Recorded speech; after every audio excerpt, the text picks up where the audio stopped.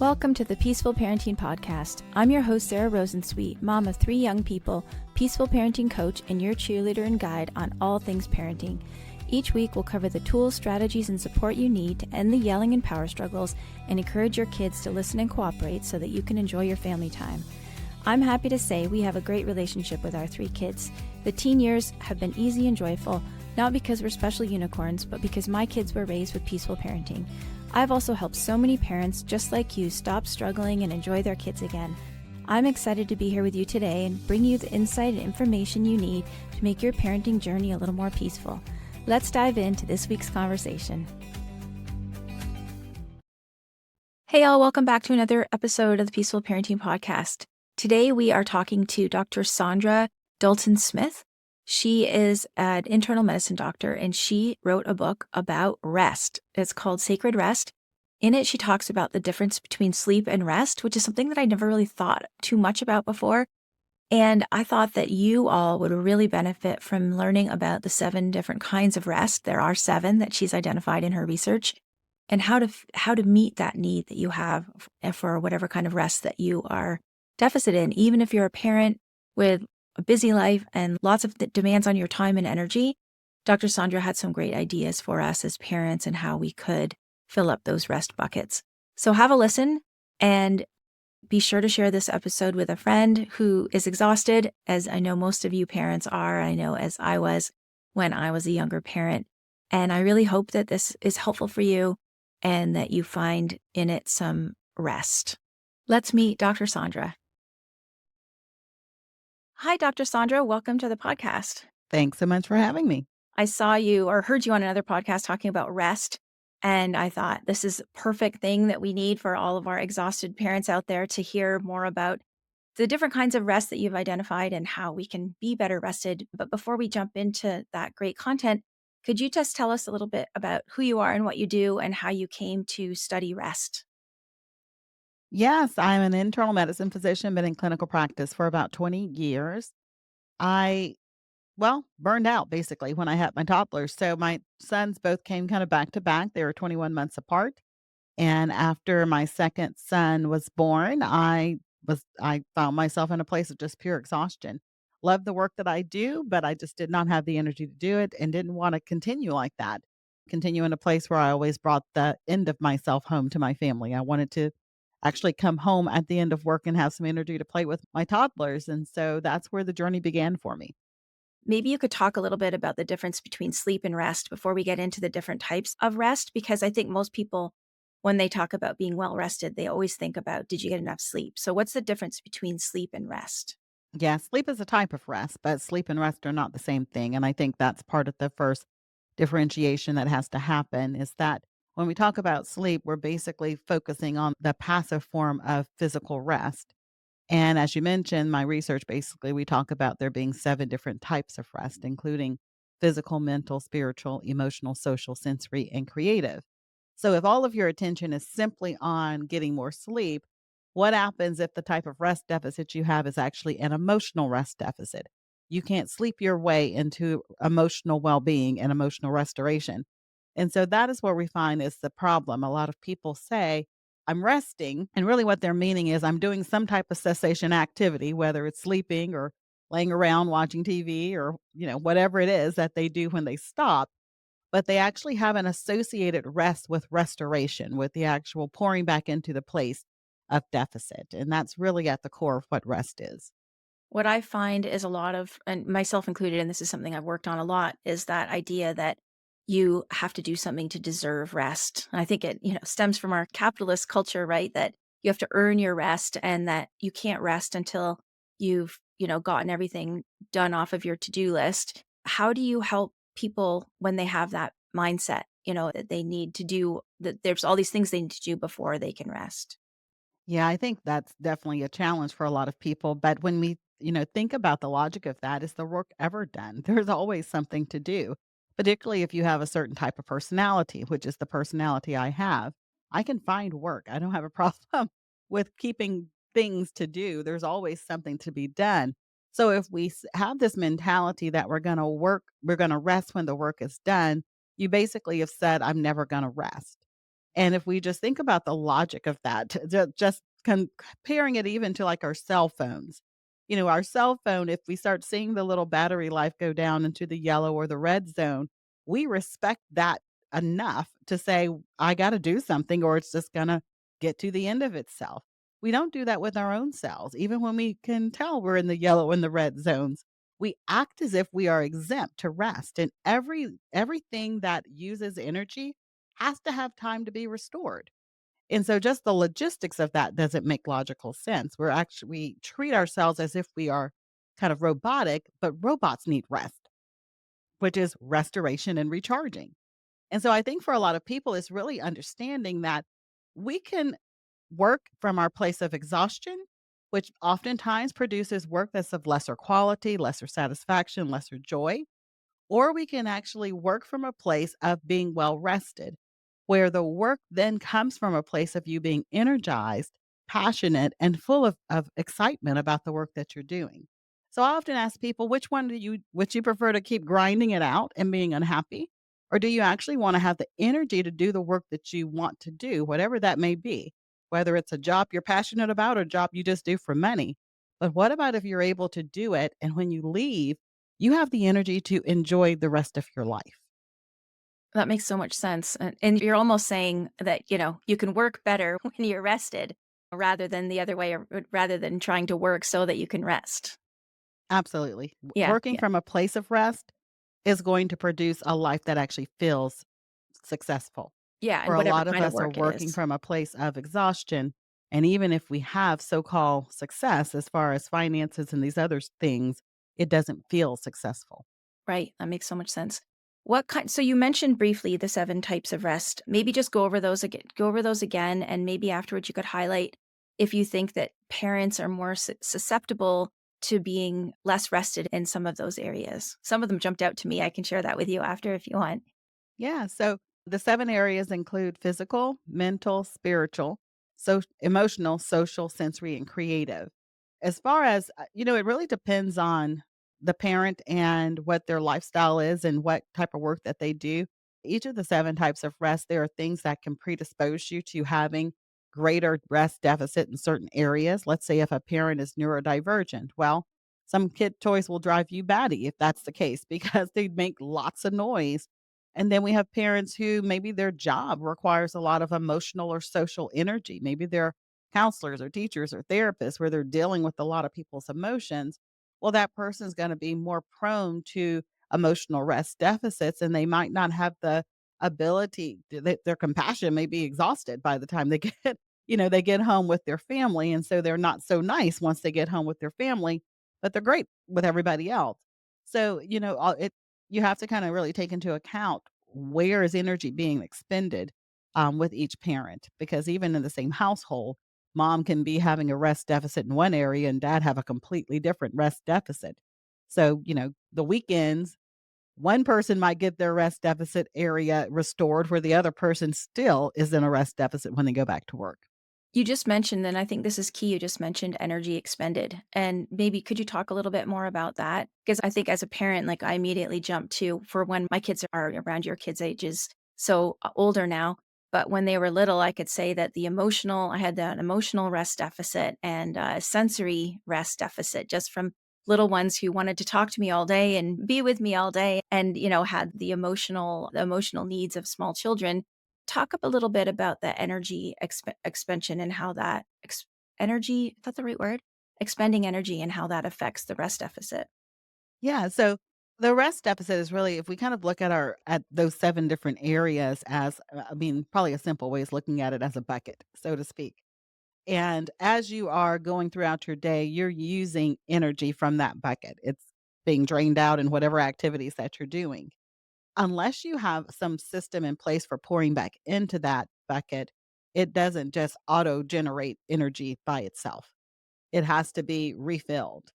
And so when we look at any of these areas, like for example, passive physical rest, sleep, a big part of that is the physical body needs time for the muscles to heal, the body to regenerate cells. All of those things happen during that, non-REM stage 3 and 4 of sleep. And so the process of that is the restoration, the refilling up of those parts of our bucket. Well, the same thing happens emotionally when you are sitting down with that client and you are expending emotional or social energy with your kids or whoever that you're doing work with. What pours back into that? Because the majority of us, particularly as parents, a lot of our life is family work. If at work everybody's needing you, has demands on your times, your energy, your talents, that's pulling from your emotional and social energy. If you go home and it's the same thing, everybody's pulling on your time and your energy and your talents. Where is the time that you actually can have your own emotional release where you can say how you're feeling and what's going on with you? Where's the time for you to have a social restoration where someone is actually saying something positive and life-giving to you, and you're not the one encouraging and doing all of those things and pouring out from that bucket. So we have to make sure that our buckets don't get kind of one-sided where we're always pouring and we never actually have a pattern or system or some time where we allow ourselves to get it filled back up. You've been alluding to solutions, and I wanna go there next, but how would if somebody came to you, if you had a patient come to you and, say let's just say a mom, 'cause a lot of our audience is moms, and it was just like, "I'm just exhausted," and you determine maybe it's not the sleep rest deficit, how do you help them figure out what area, of rest they're most lacking or where they need to focus? Yes, well, in my book, Sacred Rest, that's a big part of the conversation because before we even get into the 7 types of rest, we start off by having people go to our free rest assessment at restquiz.com, which basically allows them to get a score in each of the 7 areas. And when they are able to kind of see, okay, this is an area I need to pay attention to and focus on so that when you're looking at something and there's 7 of anything, it's like, wow, I already have a lot on my plate. Now I got 7 things I gotta figure out. But the reality is most of us are already naturally doing some things to restore ourselves. Otherwise, we wouldn't be functional. Usually there's one if they're still saying they're tired, and there's obviously nothing medically wrong with them, their thyroid hasn't had a problem or nothing medically that we can see wrong with them, then when we start looking at these rest deficits, oftentimes it's one or maybe two that are the areas that are our greatest deficit.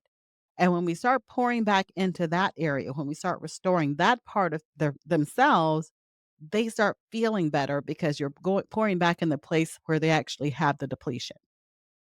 Yeah, I'm just looking at my rest scores, my rest quiz scores, and we again will link to that in the show notes. And the two that I had, my two lowest scores were 22 in physical rest and 22 in emotional rest.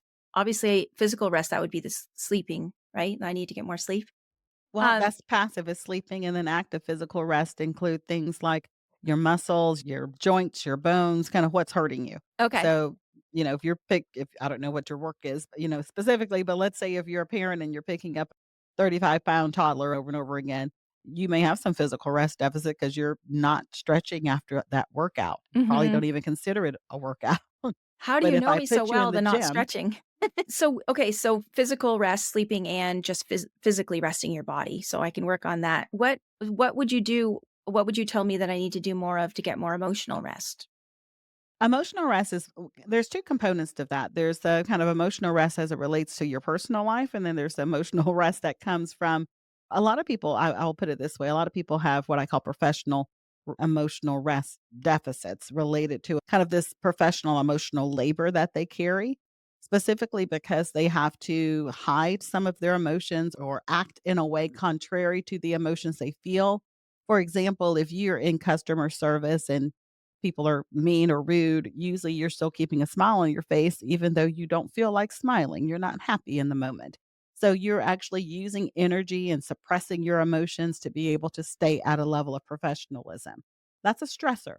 And so people do this in many different ways. That's one way. Another way, because this is the area that I touched the biggest rest deficit in initially, is as a physician, I'm an internal medicine physician. I work within the ER and ICU at times. And so in the small town I work in, when someone comes into the ICU, they're not a stranger to me. Mhm. It's not this was I'm older, so this is 20 years ago. There were no hospitalists, like, you knew the patients. You, went to church with them, you saw them in the grocery store. These were people you actually know, And so when they're at a end of life situation, I'm an empath. And so every bone in my body may want to burst out into tears, but you'd never see a tear drop from my eye. I've trained my emotions to be under control to handle high stress situations. However, just because I'm able to control the emotion doesn't mean the emotion doesn't want to have a place for release, because otherwise I'm just packing in that emotional backpack. Now, parents do this quite a bit, especially if they have stress and strain. Marriage can be hard. So, if you're a couple and you are battling on the verge of trying to keep your marriage together and, you're putting on a front for your kids because you're like, you don't want them to worry that something's going to happen, that's an extra level of stress. Where's the place you're going where you're actually able to release your true emotions, whether that's a therapist or a counselor or a trusted friend? Same difference if you're someone who goes to work situation might be somewhat toxic. When you come home, you may say to yourself, "Well, I don't want to trauma dump, so I'm not going to talk about it with my spouse because I don't want to just, trauma dump all that stuff on them." But really, emotional rest is not trauma dumping. Trauma dumping would be me coming home and sharing all the details. I'm going to tell them the conversation and how that person looked when they talked to me and all this stuff, as if I'm taking them into the conversation, like I'm painting the picture. That is trauma dumping because you're basically trying to reenact the emotions with that person. Emotional rest is very different. It would be something like, in my situation, instead of telling my husband what the ER scene looked like when the family came in after the car accident, painting the bad picture, the emotional rest part of that would be me saying, I had nothing to offer that family. That spouse came in, with nothing I could do medically. I felt hopeless. I felt helpless. I Hmm. felt like I didn't have what I need to support them. I'm basically saying something at a level of vulnerability that speaks a level of truth that allows me to say what I really feel. And most people don't do that. They Right. don't feel safe with that, and they may not have practiced that. And so it's one of those things I always encourage parents to do. One of the things that stands out in my mind, I speak to lots of groups, whether they be youth groups or youth camps and corporates and all sorts of areas, but one that particularly stands out was a youth group where a young woman, after we were talking about the 7 types of rest and we were going through how to apply it, and I remember her saying when we got to emotional rest, she's like, "I don't know how to have that kind of conversation." Hmm. She's like, "I don't know anybody who actually shares what they really feel." And I thought, "Oh my goodness, what a sad thought." Yeah. That here we have a 16-year-old who's like, nobody shares what they really feel. We all kind of keep it all bottled up. So, how is that child ever supposed to get emotional rest if we don't have safe places to practice this at home? And as a physician, if I'm at the bedside of a child who just tried to take their life, the number one thing I hear from them is, I don't feel like I can talk about the real things that are bothering me with my family. Right. And that's a place where every parent can step in and really start kind of changing the conversation, not just around mental health, but around how children experience emotional rest. Yeah, that's really resonates. That's what we do a lot in peaceful parenting is welcoming emotions is one of our key things that we work on with parents is to how to welcome your child's emotions. And it also struck me that you talked about the emotional backpack, which is something I talk about every day. That's one of our sort of our key principles is that, kids when they can't process the feelings that they're experiencing, they or adults, anyone when they can't process like you're talking about in the ER, you're not going to process the sadness that you're feeling in the moment. So you stuff it away in your emotional backpack. That's going to really resonate for a lot of our listeners because they hear me talking about that all the time. So talking about your feelings with someone who is a safe person and be able to express that, are there any other ways that you recommend for getting emotional rest or Oh, emptying that absolutely. emotional backpack? Yeah, absolutely. Another way that a lot of people experience emotional rest, I'll give a couple. One can Okay. be journaling. Sometimes you don't, sometimes there isn't a person. We work with a lot of single people, and sometimes they're like, I don't really have anybody. There's not a spouse that I come home to that I can have that conversation with.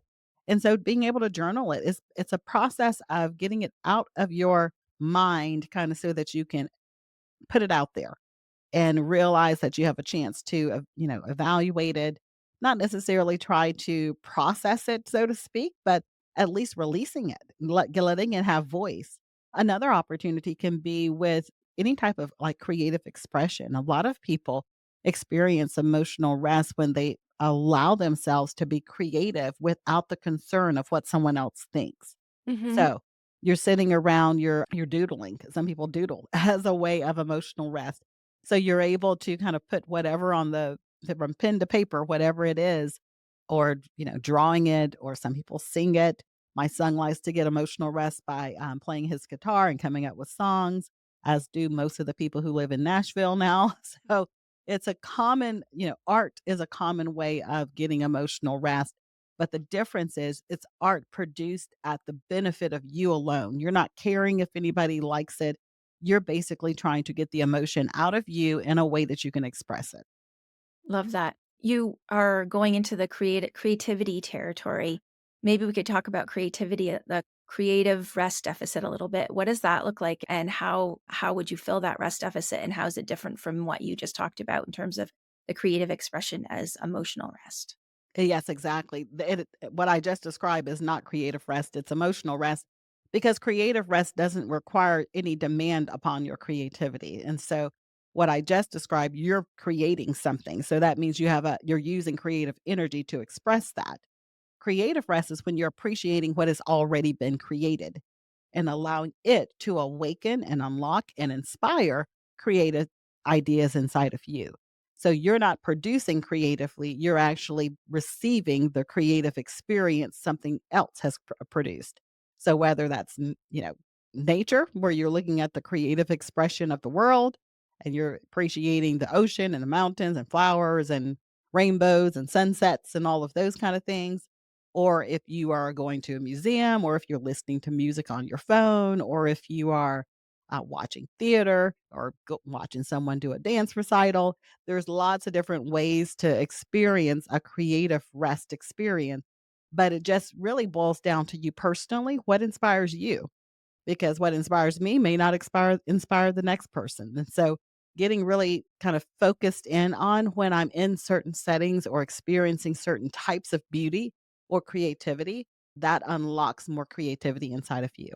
I love that. Other things that you think would be helpful for our parents to know about in terms of rest and rest deficit? Probably the only other one that comes to mind would be specifically mental rest deficits. I think we didn't discuss. No, that would be great to discuss. Simply because there's lots of decision fatigue that happens right now, and mental rest deficits have a tendency to add to that, so people tend to have trouble concentrating, they're forgetful. We hear things like mommy brain and all of these kinda different terms that usually, basically are describing forms of mental rest deficits, where basically you're just not able to clear out your thoughts enough to concentrate and focus. And so it's important to kind of determine what are the things that actually help you to have more mindfulness type practices and to be able to clear your mind, kind of get rid of some of the extra mental clutter to be able to focus a little bit better. Multitasking worsens that. So, usually, if you're able to do any type of kind of concentrated work, time blocking, those kind of things, so that your attention is focused in on something specific. The other thing is rumination. Rumination has a tendency to keep a lot of people from getting into deeper levels of sleep. And so if you find that you are a nighttime ruminator, in other words, you lay your head down and you're thinking all the thoughts. You're thinking about your to-do list the next day, and it's kind of just running on a spinning cycle in your brain. Having something like a notepad or just a Post-it note or something where you can jot down whatever your thoughts are, do a brain dump sometimes is really helpful because it gets the thought out of your mental space onto something concrete. And when it's written down on something concrete, it's like the brain understands that it's no longer responsible for holding on that information. That's helpful. Yeah, I'm just trying to think if there's anything else I should have asked you about parent-specific rest. I encourage anyone to go out and take your quiz, to learn what areas that they could focus on. I think it took me about 5 or 7 minutes. It's not a hugely lengthy thing, but it is thorough, and we will link to that in the show notes. I'm I will say this, I think we mentioned or maybe touched on sensory rest. Mhm, But I hear from a lot of parents that this is an area that they tend to struggle with, and their mhm. children sometimes struggle with as well, especially if their children have been diagnosed with ADD, ADHD, neurodivergence of any form. is that with sensory rest, we see it a lot in toddlers and we understand it in toddlers, but we don't recognize it as quickly in ourselves. So, you take a toddler to a birthday party, they're fine. About an hour in, they're screaming their head off, they're having a full tantrum, and you're like, what just happened? Nobody touched the child is like, why are they so upset? Most of the time, it's sensory rest, the sensory overload. So, it's a sign of a sensory rest deficit. The same thing happens with adults. We just don't throw a temper tantrum, we just get irritable. And Mhm. so when someone becomes sensory overwhelmed, the normal psychological response to that is irritation, agitation, rage, or anger. And Mhm. so if you're a parent and you're noticing it's like, I don't know, somewhere around 2 o'clock, I get kind of irritable. Well, it's the same reason we put kids to sleep for a nap around 2 o'clock or 11 o'clock or 1 o'clock, whatever time they got to go down, because the napping actually is a moment of sensory reprieve. Sleep is a bit of a sensory reprieve, but unfortunately, some of us need more of a sensory reprieve than just going to bed at nighttime. So, one thing for parents to kind of keep in mind, think about the number of notifications on your devices, because if you're getting your phone, which a lot of people do, it's going off every couple of minutes because you got a notification on Facebook and now Instagram and now whatever. Everything's kind of sending you a notification. Keep all the apps. I don't have a problem with phones and apps, but turn the notifications off. Right. You then get to choose when you engage with the app, and you're not basically giving it permission to push you little stress bombs throughout the day. Mhm. Same with your kids. If you're noticing that you're home with your child, maybe you're a parent who stays at home and you take care of your kids all day. Kids are loud and they don't have an issue with being loud and it doesn't bother them. However, when you're a parent, it tends to bother us. We're not used to having noise 24/7. Still be able to see your kids, but if you're homeschooling and the kids are busy in an activity and like they are good for like 20 minutes, put noise cancellation earphones on. You're watching them, you can see them. They're not going to, get in harm's way, but you don't have to hear them.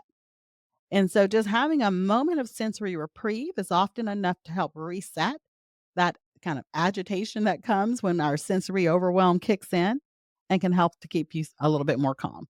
That's such a good tip for parents because I think that, that's what I was talking about when my kids were little is just like the constant, noise and who needs me and all of that. It does take a toll on a person. So thank you so much. This has been really helpful for our exhausted parents, and hopefully they've come away with a few tips of how to get more rest in the different areas. I have a question that I ask all my podcast guests, which is if you could go back in time to your younger parent self, what advice would you give yourself? And it can be about your area or any area. I would probably say that the advice I would give myself as a younger parent would simply be to just enjoy every stage of the journey. Mm, yes. Yeah. It's so hard to remember when you're exhausted. And it's so true. I often say I'd love to be able to go back and have one day with each of my children when they were little, knowing what I know now, it would be really nice. Thank you so much, Dr. Saundra, for joining us. Where's the best place for people to go and find out more about you and what you do? Yeah. So, as we mentioned, the free rest assessment's available at restquiz.com. All of this information is in the book Sacred Rest: Recover Your Life, Renew Your Energy, Restore Your Sanity. And our main website is at drdaltonsmith.com. Awesome. We'll link to all those in the show notes. Thanks so much for joining us. It's been my pleasure. Thank you. Thanks for listening to this week's episode. I hope you found this conversation insightful and exactly what you needed in this moment. Be sure to subscribe to the show on your favorite podcast platform and leave us a rating and review on Apple Podcasts. Remember that I'm rooting for you. I see you out there showing up for your kids and doing the best you can. Sending hugs over the airwaves today. Hang in there. You've got this.